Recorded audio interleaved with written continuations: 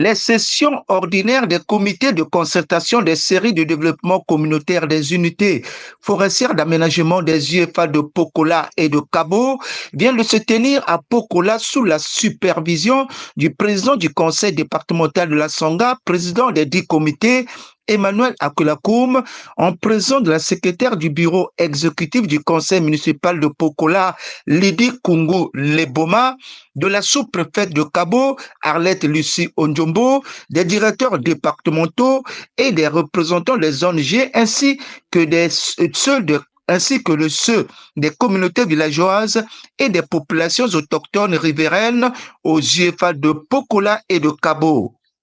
Ces deux sessions de comité de concertation des séries de UFA de Pokola et de Kabo ont eu pour point d'orgue l'adoption des rapports d'activité et financiers, des rapports des comités internes d'évaluation, dont les budgets des fonds de développement local et des plans d'action annuels 2025. L'examen, la sélection et la validation des micro-projets pour cette année en cours, illustré par cet extrait du compte rendu de l'une des sessions lues par Disso Bakonga.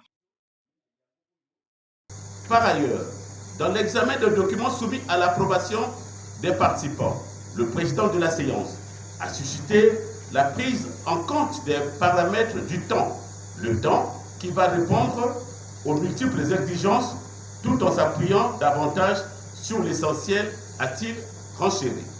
Cette invite permettra aux participants de faire preuve d'esprit d'imagination, de créativité et d'initiative afin de donner une impulsion au sein de nos communautés villageoises. Les populations autochtones et les délégués des villages, tout azimut, sont interpellés à jouer pleinement leur rôle fondamental auprès de ceux qui n'ont pas bénéficié des micro-projets. Secrétaire du bureau exécutif du conseil municipal de Pokola, Lydie Kungu Leboma. De Pokola, un cadre idéal pour l'organisation des événements.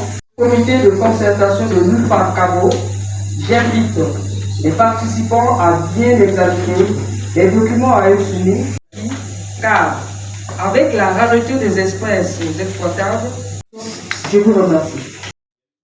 Le président du conseil départemental, président des comités de concertation des UFA de Pokola et de Kabo, Emmanuel Akulakoum, a martelé sur la nécessité pour les communautés locales et populations autochtones de préserver les ressources forestières qui s'épuisent dangereusement du fait de leur surexploitation par les sociétés forestières et donner la priorité à l'agriculture à travers les cultures pérennes, à l'instar de la cacao-culture, du manioc et du maïs.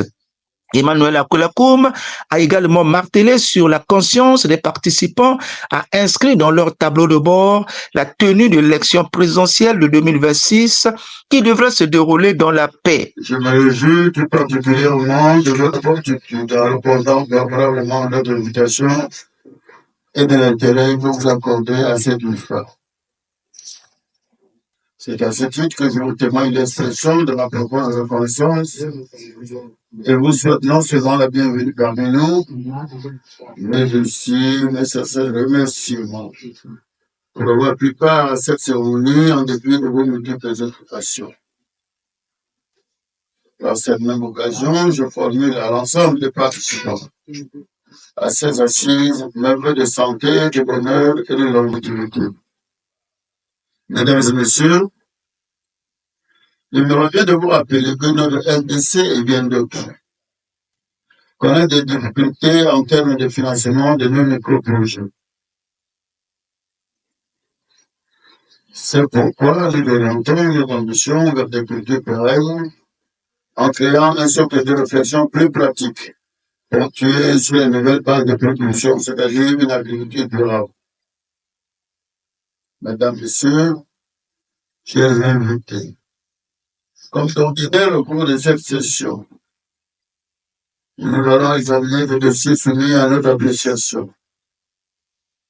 Je vous invite par conséquent à plus d'ardeur, de pragmatisme en mettant l'accent sur l'essentiel des questions soumises en débat, mais aussi à jouer un rôle important dans la sensibilisation de nos communautés villageoises sur la réalité des essences naturelles. principal obstacle de notre fonctionnement. Ayons donc l'esprit d'imagination, d'initiative et de créativité afin de donner une impulsion au sein de nos communautés villageoises.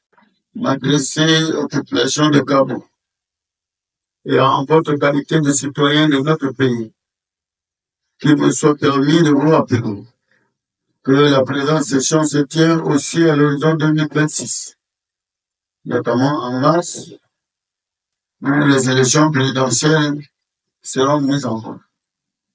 Ce rappel est votre devoir, le nôtre aussi, et sans cesse d'encadrer et de mobiliser les consciences en vue d'intégrer cette équation politique nationale.